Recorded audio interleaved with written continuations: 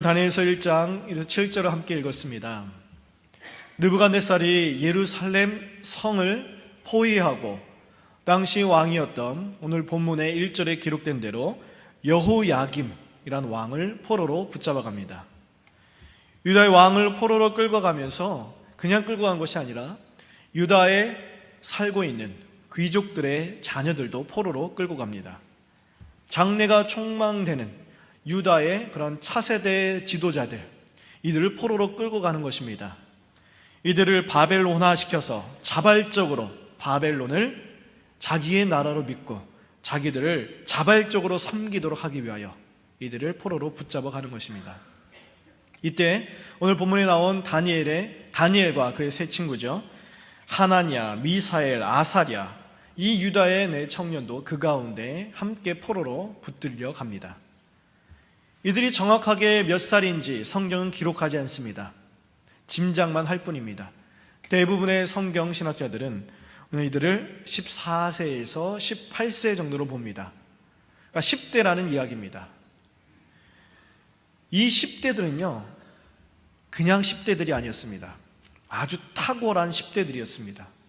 오늘 성경 말씀 4절에 이들을 가리켜 뭐라고 묘사를 합니까? 흠이 없고 용모가 아름다우며 모든 지혜를 통찰하며 지식에 통달하며 학문에 익숙하여 왕궁에 설 만한 소년들이다. 좋은 가문에 태어났습니다. 요즘 젊은이들이 이야기하는 대로 꽃미남이었습니다. 머리도 좋았습니다. 모든 분야에 탁월한 재능을 가지고 있었습니다. 그 어떤 것도 빠지지 아니하는 그러한 재주가 뛰어난 10대 소년들이었습니다. 젊은이들은요, 이러한 사람을 가리켜 뭐라고 하냐면 완소남이라고 합니다. 완전히 소중한 남자예요. 무 언어도 빠지지 않는 그런 10대들입니다.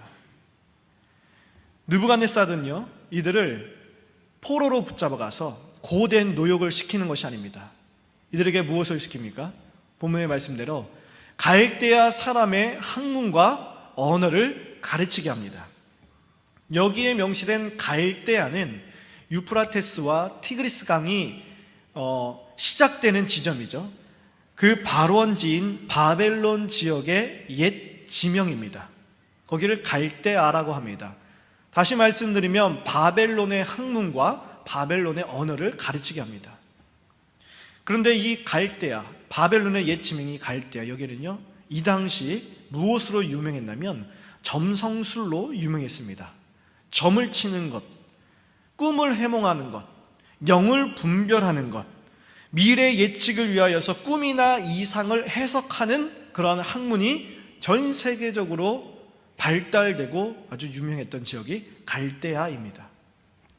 그러니까 오늘 이 바벨론에 포로로 붙잡혀갔던 다니엘과 이 세 명의 유다의 10대 소년들은 단순히 바벨론의 학문을 배운 것이 아니고요, 단순히 바벨론의 언어를 배운 것이 아닙니다. 이곳에 포로로 붙들려가서 이들이 그렇게 자랑스러워하고 전 세계 사람들이 배우고 싶어 했던 점성술, 꿈 해몽하는 법, 영을 분별하고 쫓아내는 기술, 이런 것들을 공부하게 된 것입니다. 이 당시 사람들은 이곳으로 유학 가서 이것을 배우려고 해도 배울 수 없었는데 이들은 포로로 붙잡혀가서 이것을 배우게 된 것입니다. 하지만 이것은 하나님께서 금했던 것입니다. 하나님의 백성들에게 하나님께서는 율법에 분명히 명시하십니다. 점을 치는 것, 사주로 운명을 판단하는 것, 운명을 바꾸려는 모든 기술, 이 모든 것들, 자신의 미래를 예측하려고 했던 것들, 거짓 영을 불러들여서 그에게 자신의 미래를 의탁하고 의뢰하는 이 모든 일체의 것을 율법으로 분명히 금지하셨습니다. 그럼에도 불구하고 오늘 유다의 네 청년들은, 이 10대들은 하나님이 엄격하게 율법으로 금지하신 것을 강제로 3년간 배우게 된 것입니다. 느부갓네살은 이들에게 최고의 학문을 제공합니다. 왕궁에서 고품격적인 최고의 삶을 누릴 수 있도록 모든 환경을 제공해 주었습니다. 그리고 그들의 이름마저 바꾸어 줍니다. 이 다니엘이라는 이런 이름의 뜻은요, 여호와 하나님이 나의 심판자이십니다 라는 의미를 담고 있습니다. 오늘 느부갓네살은 환관장을 통하여서 다니엘의 이름을 벨드사살이라고 계명시킵니다. 벨드사살이란 이름의 뜻은 벨이라는 바벨론 신이 나의 삶을 지키신다 라는 뜻을 포함하고 있는 이름입니다. 하나님이 나의 주인이시고 그 하나님이 나의 심판자이기 때문에 내가 하나님을 두려워하고 경외하며 살아갑니다 라는 신앙의 고백을 품고 살아가는 다니엘이라는 10대 소년을 벨이라는 신이 나를 지키십니다 라는 사람으로 살아갈 수 있도록 그 이름을 계명시켰다는 뜻입니다. 이름을 바꾼 데는 그냥 단순히 바꾸는 것이 아니죠. 의지가 담겨 있는 겁니다. 정체성을 바꾸겠다는 것입니다. 그를 세뇌시켜서 유다 사람이 아닌 바벨론 사람으로 삼겠다라는 그런 의지가 담겨 있는 것입니다. 다니엘뿐만이 아니죠. 함께 붙들려 갔던 다니엘의 세 친구 역시 강제적으로 계명당합니다. 이처럼 유다의 네 청년 포로들은 저항할 틈도 없이 아주 순식간에 자신의 유대인 정체성을 빼앗기게 된 것입니다. 이들은 바벨론의 학문과 언어를 습득하고 바벨론 신을 섬기는 문화에 익숙해져 가고 서서히 바벨론 사람으로 변화되도록 강력하게 요구되어지는 자신들의 모습을 피부로 느꼈을 것입니다. 그리고 이들은 아마도 중대한 기로에 서게 될 것입니다. 어떻게 할 것인가? 이대로 그냥 흘러갔다가는 나도 모르게 바벨론화 될 것인데, 나도 모르게 바벨론 사람처럼 생각하고 바벨론 사람처럼 그렇게 살아갈 것인데 어찌하면 좋겠는가? 누구의 신하로 살 것인가? 어느 나라 백성으로 살 것인가? 중대한 기로에 서 있게 될 것입니다. 여러분도 자녀들을 키우셨기 때문에 아실 것입니다. 10대 소년들은 정체성이 아직 확실하게 확립되지 않은 상태입니다. 주변의 영향을 너무나도 쉽게 받습니다. 생각하고 판단하는 것은요, 주변의 영향을 받습니다. 근데 이렇게 정체성이 아직까지 확실하게 확립되지 않은 유다의 4명의 10대 소년들, 이들이 강력한 느부갓네살의 손아귀에서 당시 최고의 교육을 받고 당시 최고의 제국의 중심부에서 당시 최고의 환경 속에서 최고의 교사들에게 3년 동안 학습을 받으면서 그들의 하나님의 백성이라는 정체성을 지켜나갈 수 있겠습니까? 이들이 변하지 않을 수 있는 방법이 있겠습니까? 바벨론 학문을 가르치는 당대 최고의 학자들과 겨루어서 그들이 믿는 신앙을 변호하고 증거하면서 믿음의 싸움을 싸워갈 수 있겠습니까? 거역할 수 없는 거대한 흐름을 그대로 방치하면 이들은 하나님 나라의 백성이라는 정체성을 쉬이 잃어버릴 것입니다. 그리고 계명당한 대로 이름만 바꾼 것이 아니라 벨드사살로, 메삭으로, 사드락으로, 아벳느고로 그렇게 바벨론 사람으로 살아갈 것입니다. 이들이 둘러싸는 환경은요, 그들을 영락없이 바벨론 사람으로 변화시킬 것입니다. 바벨론 사람으로 살 것인가? 아니면 온 세계를 통치하시고 다스리시는 여호와 하나님의 사람으로 남을 것인가? 중대한 결단 앞에 이들은 답답해하며 힘들어했을 것입니다. 숱한 번민의 밤을 보내면서 갈등했을 것입니다. 스스로 자기들의 앞길을 개척할 권리를 빼앗긴 채 바벨론 왕의 신하로 설 수밖에 없는 그들이 무슨 결심을 한들 무엇을 이루어낼 수 있겠습니까? 그들이 굳건한 믿음을 가지고 있간들 그 상황 속에서 무엇을 할 수 있겠습니까? 자신들의 비통한 처지를 무엇으로 해결하며 벗어날 수 있겠습니까? 대제국의 세속사의 한복판에서 하나님 자녀의 정체성을 어떻게 지키며 그 거대한 흐름에 어떻게 맞서 설 수 있겠습니까? 저희가 오늘 읽은 본문 2절을 다시 한번 읽어보겠습니다. 주께서 유다 왕 여호야김과 하나님의 전 그릇 얼마를 그의 손에 넘기심에. 서두에 제가 분명히 말씀드렸습니다. 바벨론 왕 느부갓네살이 유다를 침공하여서 여호야김 왕을 포로로 끌고 가고 유다의 차세대 지도자들, 청년들, 10대들을 끌고 갔고 성전의 그릇을 빼앗아 갔다라고 말씀드렸습니다. 바벨론 왕 느부갓네살이 한 것입니다. 그런데 오늘 저희가 읽은 말씀 2절에는 누가 이렇게 하셨다고 기록하고 있습니까? 바벨론 왕 느부갓네살이 아니라 여호와께서 유다 왕 여호야김과 하나님의 전 그릇 얼마를 바벨론 왕 느부갓네살의 손에 넘기심에. 하나님이 하셨다라는 이야기입니다. 여호와 하나님께서 느부갓네살 왕 손에 여호야김 왕과 포로들과 성전의 보물들을 넘겨주셨다라는 의미입니다. 이런 일이 하나님의 허락하에 일어났다라고 성경 기자는 기록하고 있는 것입니다. 하나님이 지신 게 아닙니다. 하나님이 패배하시고 빼앗긴 것이 아닙니다. 하나님께서 이스라엘을 바벨론 왕의 손에 잠시 넘기신 것입니다. 바벨론 왕이 역사의 주인이 아니라 여전히 여호와 하나님이 역사의 주인 되심을, 하나님은 여전히 그 상황 가운데서 통치하시고 다스리시고 계심을 성경은 분명히 증거하고 있는 것입니다. 유다의 이 네 청년들은 이것을 알고 있었습니다. 비록 그들은 자신의 모국이 멸망당하고 자신들이 섬기는 하나님은 패배하고 바벨론의 신 벨이라는 신이 승리했다라는 세상 모든 사람의 외침 가운데서도 하나님이 패배하신 것이 아니라 하나님이 단순히 우리를 잠시 넘기신 것뿐이다, 이것을 알고 있었다라는 의미입니다.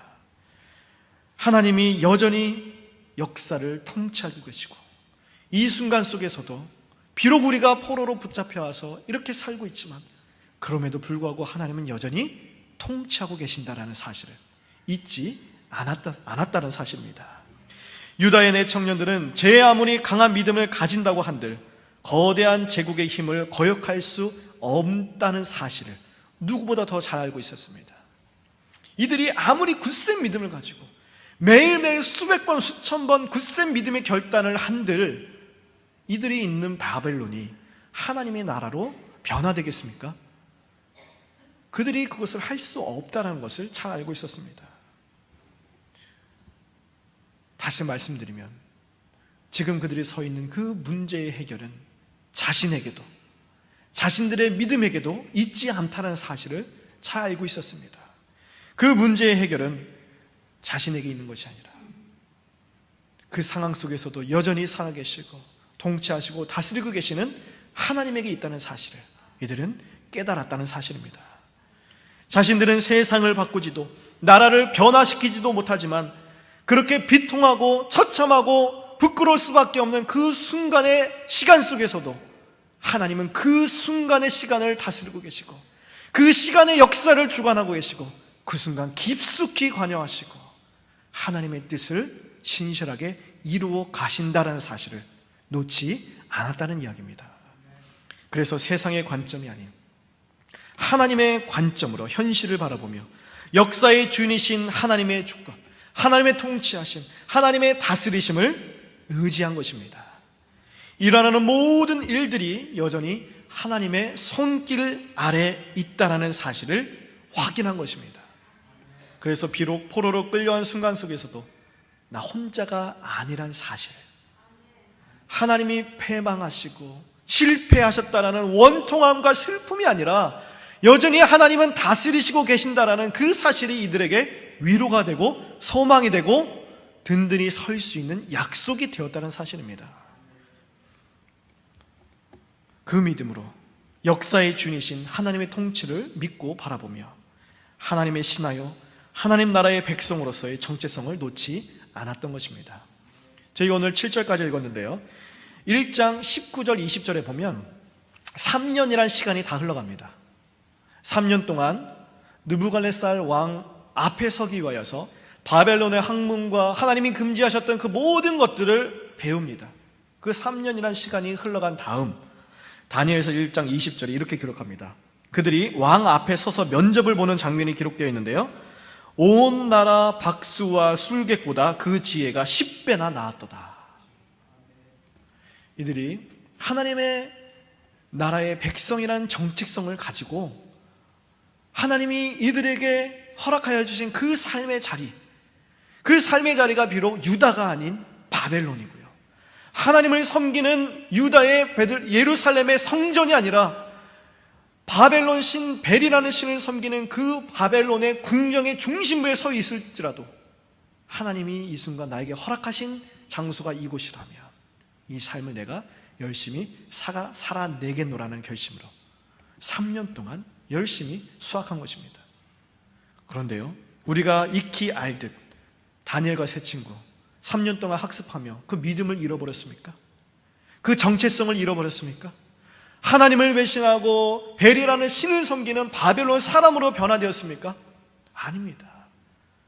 20절의 말씀처럼 이들을 가리킨 선생님들보다 10배나 그 실력이 출중한 정도로 3년 동안 열심히 공부했음에도 불구하고 바벨론의 학문에 동화되지 않은 것입니다. 바벨론의 학식과 학문을 배울지라도 그것이 그들의 믿음을 바꿀 수 없었다는 뜻입니다. 오늘 이 다니엘과 세 친구의 이야기는 우리가 살아가는 현실의 이야기입니다. 믿음으로 산다는 것이 현실적으로 너무나도 힘들고 어렵다는 것을 우리 모두 다 잘 알고 있습니다. 세상의 방식대로 살 때 오는 달콤함, 그리고 하나님의 방식대로 살 때 오는 쓴 잔, 이 달콤한 잔과 쓴 잔 앞에서 우리는 매일매일 고민하고 갈등하는 존재입니다. 그 가운데 신앙의 양심을 지키기란 쉬운 것이 아닙니다. 그래서 지극히 세속적인 처신을 충분히 정당화할 수 있는 충분하고도 다양한 이유와 변명과 명분이 우리 마음을 하루에도 수백 번씩 흔들어 어렵게 합니다. 혼란스럽게 합니다. 기독교적 신앙 원칙대로 살면 낙오하고 패배한다는 아주 그럴싸하고도 지속적인 그런 거대한 세속 사회의 그런 흐름에 맞서서 하나님 나라의 백성, 하나님 자녀된 이 정체성을 지키기란 쉬운 일이 아닙니다. 직장 생활은 어떻습니까? 세속적인 직장 문화는 어떻습니까? 획일적이고 반기독교적인 이 세상의 조직 문화는 어떻습니까? 그 가운데서 믿음을 지키기란 정말 불가능해 보일 정도입니다. 그 가운데서 나는 하나님의 백성입니다, 나는 예수님을 믿는 하나님의 자녀입니다 라고 나의 믿음을 드러내는 것도 너무나도 힘이 듭니다. 그들과 맞서 우리의 믿음을 변호하고 증거하기란 거의 불가능해 보일 때가 있습니다. 이렇게 거역할 수 없는 거대한 세속사의 흐름을 그대로 방치한다면, 내가 어찌 할 수 없다 해서 그대로 그냥 묻혀간다면 우리를 둘러싼 환경은 우리를 영락없이 세상 속의 사람으로 변화시킬 것입니다. 그렇다면 우리는 어떻게 해야 되겠습니까? 어떻게 살아가야 되겠습니까? 우리는 어떻게 이 거대한 세속의 흐름에 맞서 설 수 있겠습니까? 뜻을 정하고 굳센 믿음을 갖고 굳센 결심을 하면 되는 것입니까? 우리 자신을 돌아보십시오. 아무리 뜻을 정하고 아무리 굳센 결심을 한다고 해도 불쑥불쑥 솟아나는 유혹과 세상의 분노와 세상의 그러한 강압적인 힘 앞에서 속절없이 무너지는 경험을 우리는 얼마나 많이 했습니까? 우리 안에는 답이 없습니다. 우리가 수백 번, 수천 번 결단하는 그러한 굳센 믿음에도 답이 없습니다. 우리를 둘러싼 현실을 바꿀 수도 변화시킬 수도 없습니다. 하지만 그 순간 할 수 없어서 그러면 도대체 무엇을 해야 합니까? 라고 낙심하고 쓰러지고 다 놓을 수밖에 없는 그 순간일지라도 그 순간의 시간의 역사를 붙잡고 계시며 그 가운데 깊숙이 관여하시며 살아계시며 통치하시며 여전히 그 손길을 놓지 아니하시는 그 하나님 앞에는 답이 있습니다. 우리에게는 답이 없지만 우리와 함께 하시는 하나님에게는 답이 있다는 사실입니다. 그렇게 유다의 내 청년들이 그랬듯 세상의 관점이 아닌 이러한 하나님의 관점으로 현실을 바라보며 역사의 주인이신 하나님께 우리의 믿음의 시선을 고정시켜야만 하는 것입니다. 하나님은 역사의 주인이십니다. 이것을 믿으십니까? 하나님은 살아계십니다. 살아계시다는 뜻은 지금도 통치하시고 불가능해 보이는 그 현실일지라도 그 가운데 여전히 하나님은 뜻을 가지고 주권적으로 간섭하시고 다스리시고 계신다는 사실, 그것을 믿는 것이 바로 내가 살아계신 하나님을 믿습니다라고 고백하는 것입니다. 하나님은 하나의 강력한 제국이 일어났다 사라지고 더 큰 제국이 일어났다 사라지는 거대한 물결 속에서도 연약하고 쓰러질 수밖에 없는 그러한 연약한 자신의 백성들을 자신의 통치와 다스림 속에 두시며 하나님의 주권적인 그러한 언약과 은혜로 지키시고 인도하시는 신실하신 하나님이십니다. 세상 모든 사람을 설득하고 회유하고 유혹할 힘을 가진 제 아무리 강한 세력이라고 할지라도 그 거대한 힘의 틈 속에서는 하나님은 여전히 통치하고 계시고 그 통치의 서광을 찬란하게 비추고 계십니다. 그 빛이 우리 심령 가운데 비추고 있다는 사실입니다. 그것을 바라보고 그것을 깨닫는 자는 복이 있습니다. 그것을 깨닫는 것이 우리에게 위로이고 소망인 것입니다. 우리들의 삶의 구석구석에 하나님의 통치가 미치지 않는 곳이 없으며 거대한 세속제국의 한복판에서도 하나님의 주권적인 은혜는 여전히 작용되고 있는 것입니다. 그렇기에 하나님의 백성인 우리가 할 일은 하나님의 통치를 바라보며 주님의 약속 붙들고 흔들리지 말고 견실하게 서서 우리에게 맡겨진 삶을 넉넉히 살아낼 뿐입니다. 비록 우리가 애쓰며 원하는 것처럼 우리 주님의 일하심이 우리 앞에 온전히 나타나지 않아 답답할 수도 있고 때로는 너무나도 실족하여서 그냥 다 놓아버리고 싶고 너무 지쳐서 그냥 도망치고 싶을 수도 있겠지만 그래도 내가 믿는 하나님은 살아계신 하나님이기 때문에 그 하나님의 약속이 나에게 실점을 내가 믿기 때문에 그 약속이 있기 때문에 복음의 은혜를 붙들고 우리에게 맡겨진 일상의 삶을 살아내는 것입니다. 다니엘과 세 친구가 바벨론 학문에 뛰어났듯 우리도 우리 세상 속에서 하나님이 우리에게 맡겨진 삶을 뛰어나게 열심으로 살아내는 것입니다. 역사의 주인이신 하나님의 통치를 믿고 바라보며 열심으로 삶을 살아낼 때 하나님의 자녀된 이 정체성을 놓지 않고 삶을 살아낼 때 어떠한 모습으로 세상 속에 살든지 그 환경은 우리의 믿음을 바꾸지 못할 것입니다. 세상에 동화되지 않을 것입니다. 누가 뭐래도 역사의 주관자는 우리가 섬기는 하나님이시고 세상이 어떻게 바뀌어도 하나님은 분명 여전히 일하고 계십니다. 하나님의 주권적 은혜는 분명 그 가운데 이루어지고 있습니다. 그렇기에 하나님 그 신실하신 은혜를 바라보며 하나님만을 바라보며 그저 삶을 살아내는 것뿐입니다. 세상은 정말로 엄청납니다. 두려울 만큼 우리의 생각과 마음을 사로잡는 힘이 있습니다. 그 거대한 흐름을 거부하는 것은 어리석고 미련한 듯 보일 수 있습니다. 그리고 이에 대한 우리의 몸부림은 언제나 연약할 수도 있습니다.